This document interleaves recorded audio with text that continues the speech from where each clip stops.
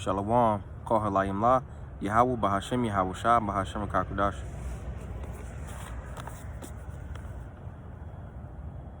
It's Isaiah 53.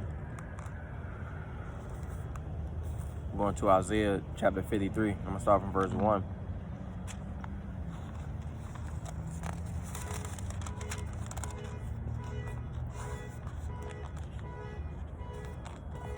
So it reads, it says, this verse 1, it says, who hath believed our report, and to whom is the arm of the Lord revealed? So who's the arm of the Lord? Who sits on his right hand side? It's talking about the Messiah. And it says, verse 2, for he shall grow up before him as a tender plant, and as a root out of a dry ground. He hath no form nor comeliness, and when we shall see him, there is no beauty that we should desire him. Read it again. It says, for he shall grow up before him as a tender plant, and as a root out of a dry ground. He hath no form, no comeliness, and when we shall see him, there is no beauty that we should desire him. Because, you know, and when he comes back, like, everybody's gonna be scared. He's gonna have this he's an austere man, so he's not coming back, you know, as a like a lamb like he did at first. You know, he did all his talking when he came and he was on the earth for the first time. The second coming is gonna be you know, that's the day of the Lord, so it's gonna be darkness and not light. You know, he's coming back as a in his angelic state. And it's something that we're not used to seeing, so it's going to be a surprise. That's why it says there is no beauty that we should desire him. And it says he is despised and rejected of men, a man of sorrows and acquainted with grief, and he hid as it were from our Salakia. It says, and we hid as it were out faces from him. He was despised, and we esteemed him not. And why was that? Because it says he is despised and rejected of men. Okay, so you go to Revelation 11 and 8.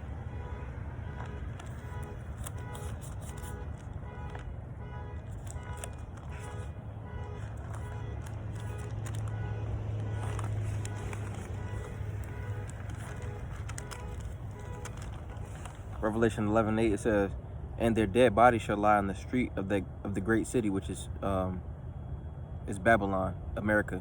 It says, which spiritually is called Sodom and Egypt, where also our Lord was crucified. His ways, his doctrine was crucified. Because over here, the so-called, you know, his doctrine was crucified because the so-called Christians, you know, flipped it, and, you know, righteousness here in the States is like totally backwards from what the Messiah Hamashiach was teaching.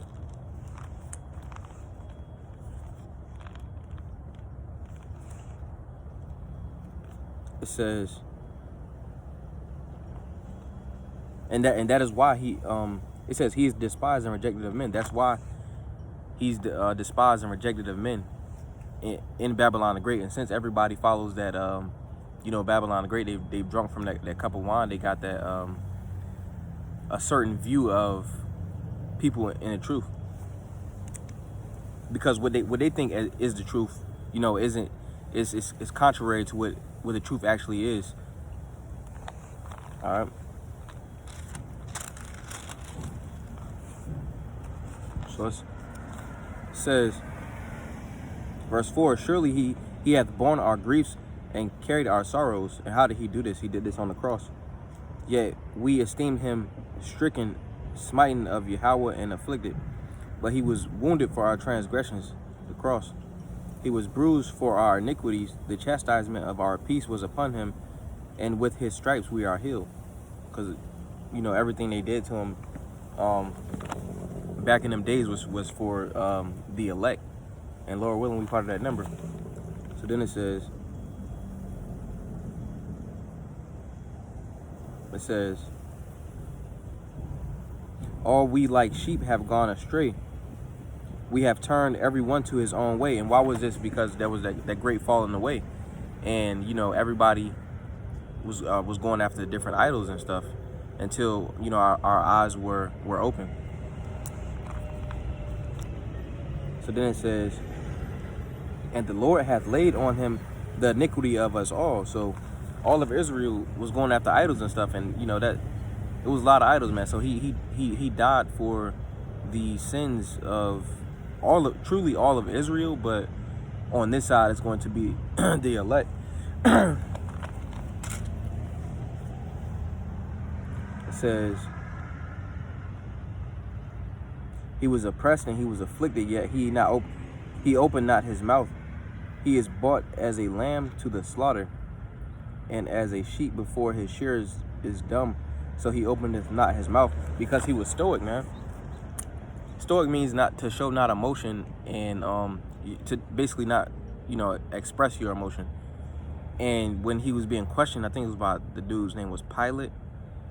He wasn't really, you know, he knew that he was in the hand of the Most High. He knew his destiny, so he knew that it was nothing that men could do to him.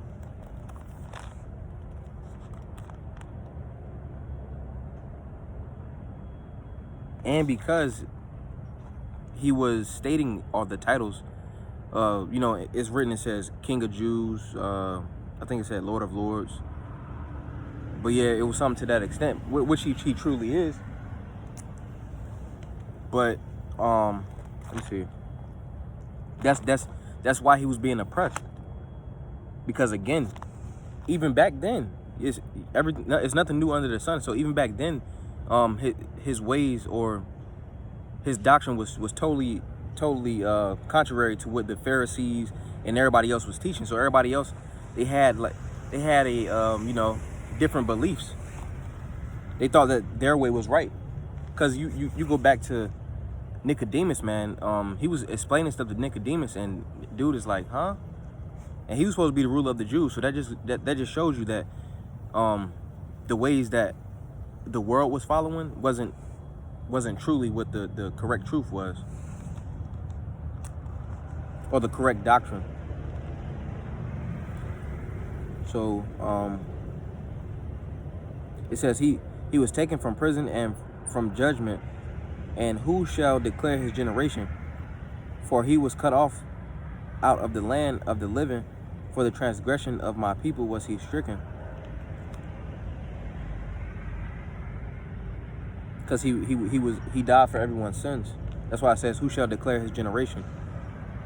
It says, then it says, for the transgression of my people was he stricken. So yeah, he died for the elect's sins. He died for Israel's sins. And then yeah, who's going to carry on his name, essentially? On the part where it says, who shall declare his generation? So then it says, and he made his grave with the wicked. And he made his grave with the wicked, and the rich in his death, because he had done no violence, neither was there any deceit in his mouth. So basically that's saying, like, he was buried. Let me see. It says, he made his grave with the wicked, and in the rich in his death. So basically it's saying, like, he was punished and he died, just like he was some type of deceitful person out here. And you know, truly he didn't do anything wrong, because then it says, neither was there any deceit in his mouth. So they was treating him as if he was some type of wicked person. It says, yet it pleased the Lord to bruise him. He hath put him to grief. When thou shalt make his soul an offering for sin, he shall see his seed. He shall prolong his days, and pleasure of the Lord, and the pleasure of the Lord shall prosper in his hand. It says, and yet it pleased the Lord to bruise him. And that it's prophecy. It had to happen. That's why it says it pleased the Lord to bruise him, because even he knew that it had to happen, because he had to die for the elect's sins. as well as the rest of Israel. So then it says, verse 11, he shall see of the travail of his soul, and shall be satisfied by his knowledge. Shall my righteous servant justify many?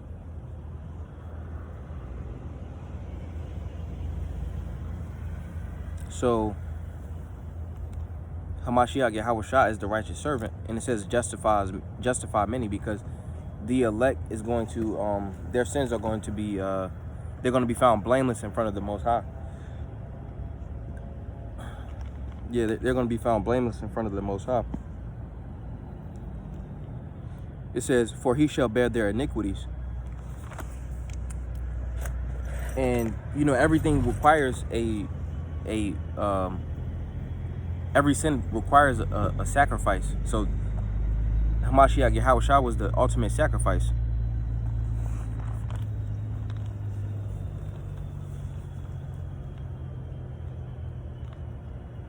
And that's why it says justify many, because the elect sins is going to be justified from the blood of the Messiah. So then it says, therefore will I divide him a portion with the great, and he shall divide the spoil with the strong, because he hath poured out his soul unto death, and he was numbered with the transgressors, and he bare the sin of many, and made intercession for the transgressors. So yeah, it was prophecy, and it says he will have his portion with the great, because everything under the Most High is his, and rightfully so. So Lord willing, that was edifying. Call halayim la Allahayya na wa Yahweh Bahashem Yahushua Bahashem Kakudash. Double honor to the elders and the apostle Great Millstone and Thomas Shu from Wool Well. Shalom.